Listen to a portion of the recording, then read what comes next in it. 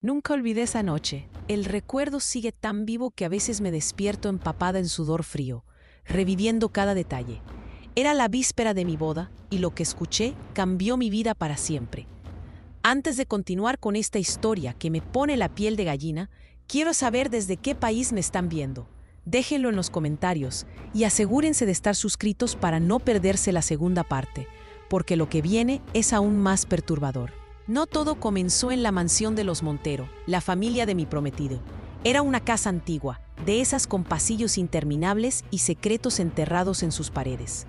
Me hospedaba allí para los últimos preparativos de la boda, siguiendo las tradiciones familiares que tanto insistía mi suegra en mantener. Aquella noche, cerca de la medianoche, salí de mi habitación para buscar un vaso de agua. El pasillo estaba en penumbras, apenas iluminado por la luz de la luna que se colaba por los ventanales.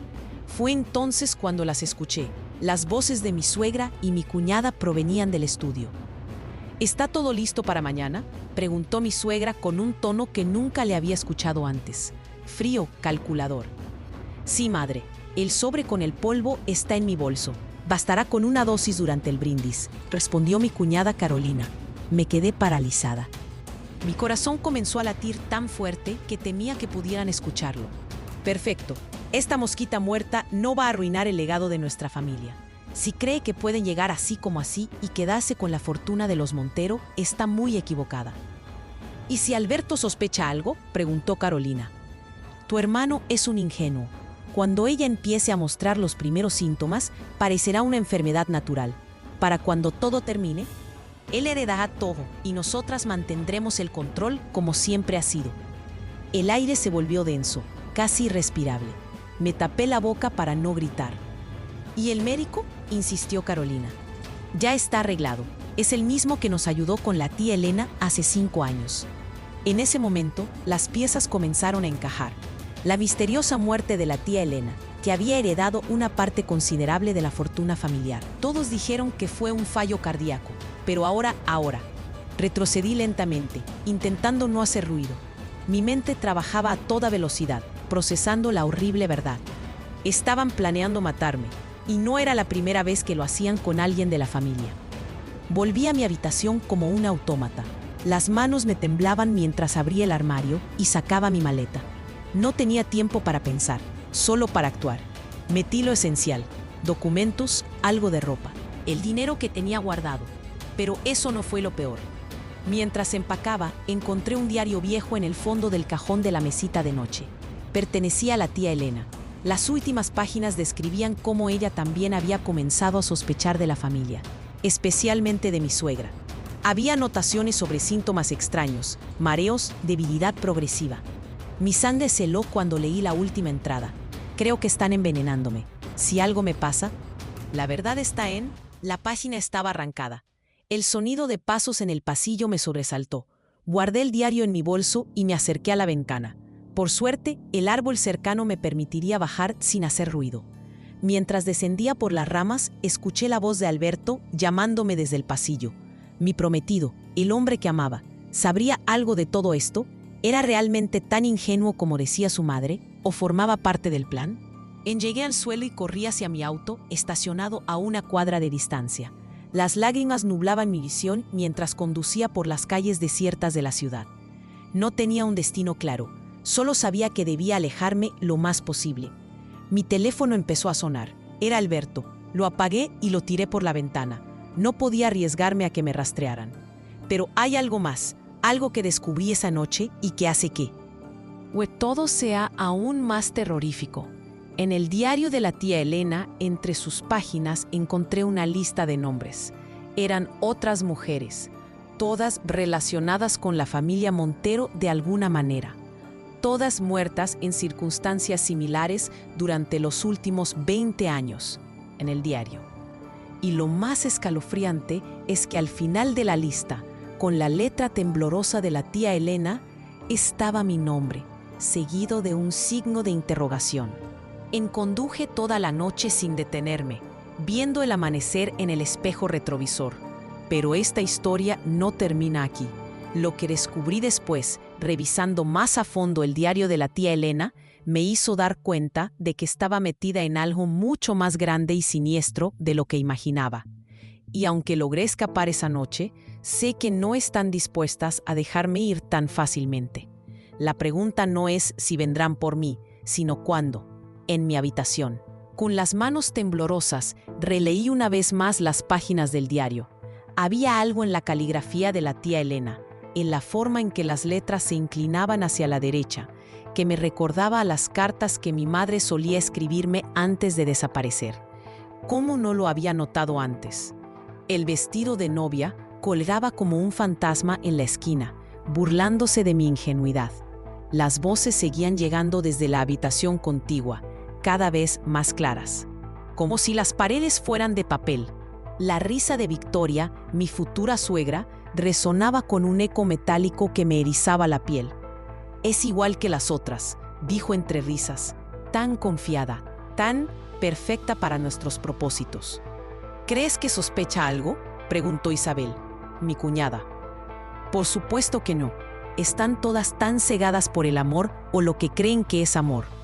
Me acerqué más a la pared, conteniendo la respiración. El corazón me latía tan fuerte que temía que pudieran escucharlo.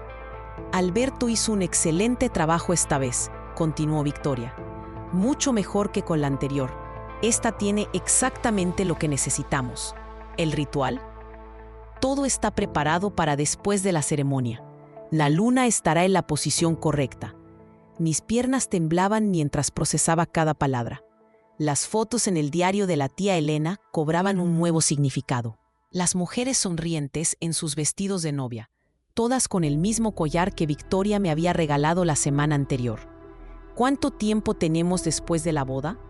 Hasta medianoche, como siempre. Me alejé de la pared, tropezando con mis propios pies. El pánico me subía por la garganta como bilis. En el espejo, mi reflejo me devolvió una mirada que no reconocí. Pálida, desencajada, con el maquillaje corrido por el sudor frío. Las risas continuaban al otro lado, mezcladas ahora con palabras en un idioma que no comprendía. Abrí el armario y saqué la maleta que había preparado días antes, siguiendo el presentimiento que me había estado carcomiendo desde que encontré el diario. El collar que Victoria me había dado pesaba en mi cuello como una soga. Intenté quitármelo, pero el broche parecía soldado. Mis dedos sangraron al forcejear con el metal. «Pronto serás parte de la familia», había dicho Victoria al ponérmelo, para siempre. En el diario, la tía Elena había escrito sobre el collar: «Es la marca, el sello que nos ata. Una vez puesto, solo hay dos formas de quitarlo: completar el ritual o…». La página siguiente estaba arrancada. Las voces se acercaban a mi puerta. El picaporte comenzó a girar lentamente. Agarré la maleta y me lancé hacia la ventana. La caída de 2 pisos dolería, pero era preferible a descubrir el final de esa frase inconclusa. Mientras bajaba por la enredadera, escuché el grito de Victoria. No me detuve a mirar atrás. Corrí hacia mi auto, las piedras del jardín clavándose en mis pies descalzos. El motor rugió al arrancar. En el retrovisor vi a Isabel en la ventana, sus ojos brillando con un resplandor antinatural en la oscuridad. Sus labios se movían, recitando algo. El collar empezó a calentarse. El metal ardía contra mi piel, pero no podía detenerme. Las calles pasaban borrosas mientras aceleraba hacia las afueras de la ciudad. En la radio solo había estática, interrumpida por susurros que sonaban como mi nombre. El collar seguía quemando, y sentía que algo dentro de él pulsaba, como si estuviera vivo. Las luces de la ciudad quedaron atrás, pero sabía que esto era solo el principio. En el diario había más, mucho más. Páginas y páginas sobre rituales antiguos, sobre pactos sellados con sangre, sobre mujeres que desaparecían en noches de luna llena. Y ahora yo era parte de esa historia. Mi nombre en aquella lista no era una coincidencia. Nada lo había sido. Ni el encuentro con Alberto, ni la rapidez con que su familia me había adoptado, ni las extrañas ceremonias familiares a las que nunca me permitieron asistir. La carretera se extendía infinita frente a mí, y mientras conducía, una certeza me helaba la sangre. Ellos vendrían por mí. El collar en mi cuello era más que una joya. Era un rastro, una cadena invisible que les permitiría encontrarme donde fuera. Pero tenía el diario de la tía Elena, y en alguna parte de esas páginas Entre los nombres de las mujeres desaparecidas y los rituales descritos con tinta roja, debía estar la clave para sobrevivir. La luna llena se alzaba en el cielo, burlona y brillante. Tenía hasta medianoche para descifrar los secretos del diario, para encontrar una forma de liberarme del collar, para entender por qué mi madre había desaparecido años atrás. El amanecer me encontraría en otro lugar, con otro nombre quizás, pero sabía que esta noche era solo el comienzo de una pesadilla mucho más profunda, porque hay secretos que, una vez descubiertos, te persiguen hasta el fin del mundo. Y mientras la ciudad desaparecía en la distancia, recordé las últimas palabras legibles en el diario de la tía Elena. El verdadero horror no es lo que te hacen, es descubrir que siempre fuiste parte del plan. El collar de la novia. Mis manos temblaban mientras ajustaba el velo frente al espejo. La mansión de los Velasco, con sus pasillos interminables y sus antiguos retratos familiares, me parecía más opresiva que nunca. Mañana sería la boda, y algo en mi interior gritaba que corriera, que escapara antes de que fuera demasiado tarde. El collar que Ricardo me había regalado, una reliquia familiar según él, pesaba en mi cuello como si fuera de plomo. Las perlas negras, engarzadas en plata antigua, parecían absorber la luz de una manera antinatural. Cuando intenté quitármelo la primera vez, la cerradura se resistió. Ricardo insistió en que era normal, que todas las novias Velasco lo habían usado en su boda. Me acerqué a la ventana de mi habitación, observando el jardín donde mañana se celebraría la ceremonia. Los trabajadores montaban carpas blancas bajo la supervisión de doña Carmen, mi futura suegra, quien dirigía todo con la precisión de un general. A su lado, mi cuñada Isabel sostenía una tablet, probablemente repasando los últimos detalles. Fue entonces cuando lo escuché, un murmullo que venía de la habitación contigua, donde se guardaba el ajuar familiar, las voces de Carmen e Isabel, aparentemente discutiendo algo en tono bajo pero intenso. Me acerqué a la pared, conteniendo la respiración. Fue entonces cuando lo escuché, un murmullo que venía de la habitación contigua, donde se guardaba el ajuar familiar. Las voces de Carmen e Isabel sonaba preocupada. No todas han sobrevivido al ritual, más que cualquiera de las anteriores, incluso más que la madre de Ricardo. Un escalofrío recorrió mi espalda. La madre de Ricardo, él siempre me había dicho que había muerto en un accidente cuando era niño. Pero algo en la manera en que hablaban. ¿Y si resiste como la última?, preguntó Isabel. Recuerda lo que pasó con Elena. El nombre me golpeó como una bofeta. Ada, la tía Elena, la hermana rebelde de Carmen, que había desaparecido hace años. Ricardo apenas la mencionaba, pero una vez encontré una foto suya en un álbum viejo. Llevaba el mismo collar que ahora pesaba en mi cuello. Sí, me alejé de la pared, intentando controlar el temblor de mis manos. Sobre mi tocador, el diario que había encontrado esa mañana en el ático parecía llamarme. Lo había tomado por curiosidad, atraída por las iniciales E.B. grabadas en su cubierta de cuero. Abrí el diario con dedos temblorosos. Las páginas estaban llenas de una caligrafía acretada, algunas partes escritas con lo que parecía tinta roja. Nombres, fechas, rituales. Y entonces lo vi, un pequeño mapa dibujado en la última página, marcando un camino hacia las afueras de la ciudad. El sonido de pasos acercándose me hizo guardar rápidamente el diario en mi bolso. La puerta se abrió y apareció Ricardo, tan apuesto como siempre en su traje oscuro.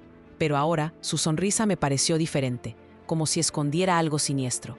¿Lista para la cena de ensayo, mi amor?, preguntó extendiendo su mano. Forcé una sonrisa mientras tomaba su mano. Solo necesito un momento para retocarme el maquillaje. En cuanto cerró la puerta, saqué mi teléfono y reservé un billete de autobús para la medianoche. No sabía exactamente qué estaba pasando, pero las palabras que había escuchado y las misteriosas anotaciones en el diario de Elena me decían que tenía que huir. Mientras bajaba las escaleras para la cena, el collar parecía latir contra mi piel, como si tuviera vida propia.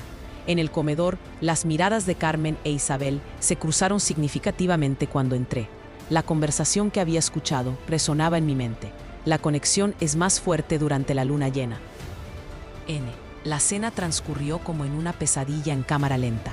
Cada vez que Ricardo me tocaba, cada vez que Carmen levantaba su copa para otro brindis, sentía que me ahogaba. El collar se sentía más pesado con cada minuto que pasaba. Cuando todos se retiraron a dormir, esperé 1 hora en mi habitación, escuchando los sonidos de la casa aquietándose. El diario de Elena era mi única pista, mi única esperanza de entender qué estaba pasando y tal vez de sobrevivir. Salí de la mansión como una sombra, con solo mi bolso y el diario. El collar seguía en mi cuello, imposible de quitar, pero algo me decía que no debía intentarlo todavía. Mientras el taxi me llevaba hacia la estación de autobuses, hojeé nuevamente el diario bajo la luz de mi teléfono. Una frase destacaba entre las páginas manchadas. El verdadero ritual comienza cuando crees que has escapado. Continuará. Ditz. Voz temblorosa, respiración agitada. El sudor corría por mi espalda. Cada sombra parecía esconder un secreto. Cada rostro desconocido podría ser un perseguidor. Las palabras que había escuchado en la habitación contigua seguían resonando en mi mente, como un eco maldito. Susurro tenso. La sangre debe ser pura. El ritual requiere una novia virgen. Ella no es digna. Pausa dramática. Respiración contenida. Mi suegra y Andrea, mi cuñada, conspirando en susurros a medianoche. El collar que me habían regalado esa mañana, una reliquia familiar, ahora pesaba como plomo contra mi pecho. Mi piel pesaba y tinta. El vestido de novia colgaba como un fantasma acusador en el armario. Dios, ¿cómo no lo había visto antes? Las señales estaban ahí, los rituales extraños, las velas negras, el comportamiento errático de la familia. Tono bajo, tenso. Mientras esperaba el próximo autobús que me llevaría lejos de esta ciudad maldita, continué leyendo el diario que había encontrado escondido en el ático.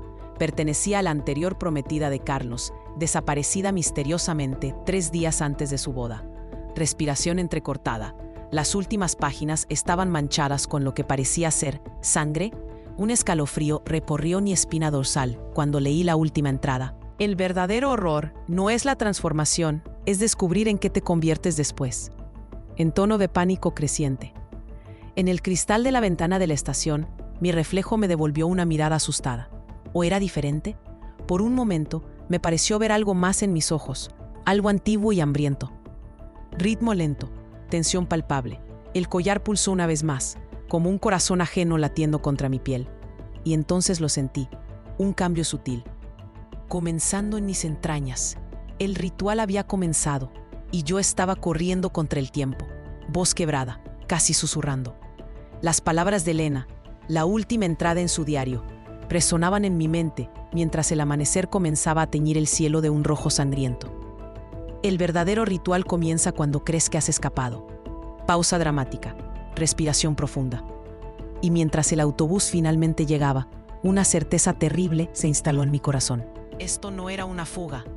Era apenas el principio de algo mucho más oscuro. Tono final escalofriante.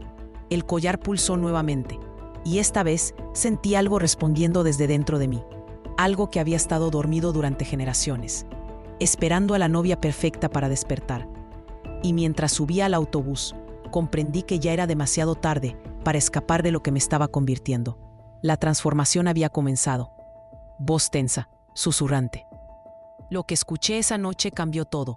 Estaba ajustando mi vestido de novia frente al espejo, cuando sus voces se filtraron a través de la pared. Tono conspirativo. El collar debe estar en su cuello antes de la medianoche, susurró mi suegra. Solo así el ritual funcionará. ¿Y si se resiste?, preguntó mi cuñada. No importa. Una vez que el collar toque su piel, el espíritu de la primera esposa tomará posesión, como ha sido durante generaciones. No. Respiración entrecortada. Mi corazón se detuvo. El hermoso collar de rubíes que insistían que usara en la boda. Ahora todo cobraba sentido. Ritmo acelerado. No perdí tiempo. Metí lo esencial en mi bolso. Documentos, algo de dinero, el diario de Elena, la anterior prometida que había desaparecido misteriosamente. Lo había encontrado escondido en el ático la semana pasada. Tono determinado, mientras bajaba por la escalera de servicio. El eco de sus planes seguía atormentándome. No sería su sacrificio. No sería el Bessel para ningún espíritu ancestral. Tensión creciente. Corrí hacia la estación de autobuses bajo la lluvia helada. El collar que me habían regalado esa mañana pesaba en mi bolsillo como una maldición. No podía simplemente dejarlo, tenía que destruirlo. En el cristal de la ventana de la estación, mi reflejo me devolvió una mirada asustada. ¿O era diferente? Por un momento, me pareció ver algo más en mis ojos, algo antiguo y hambriento. Continúa la historia según lo proporcionado. Tono resolutivo, pero no me rendí. el amanecer me encontraría lejos, muy lejos de aquella familia y sus oscuros secretos. Voz firme, porque yo había elegido ser libre, y ningún ritual ancestral cambiaría eso. Tono suave, contemplativo. El autobús partió mientras las primeras luces del alba teñían el cielo. Detrás quedaba una familia maldita, un vestido de novia abandonado y una mujer que se atrevió a romper el ciclo. Susurro final. Si esta historia te llegó al corazón, comparte tu propia historia de liberación, porque a veces huir es el acto más valiente de todos. Voz tensa, susurrante. Lo que escuché esa noche cambió todo.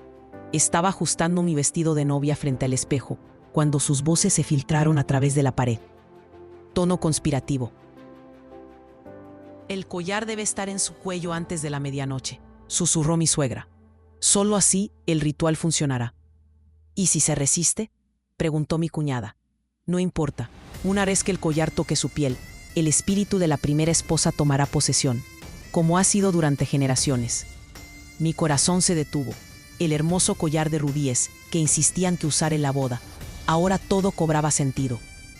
El collar debe estar en su cuello antes de la medianoche, susurró mi suegra. Solo así el ritual funcionará. Entonces lo sentí, una tensión creciente. El collar debe estar en su cuello antes de la medianoche, susurró mi suegra. Solo así el ritual funcionará, y ningún ritual ancestral cambiaría eso. Corazón se detuvo. El hermoso collar de rubíes que insistían que usara en la boda, ahora todo cobraba sentido. Ritmo acelerado. No perdí tiempo. Metí lo esencial en mi bolso, documentos, algo de dinero, el diario de Elena, la anterior prometida que había desaparecido misteriosamente. Lo había encontrado escondido en el ático la semana pasada. Nibbles, mientras bajaba por la escalera de servicio, el eco de sus planes seguía atormentándome.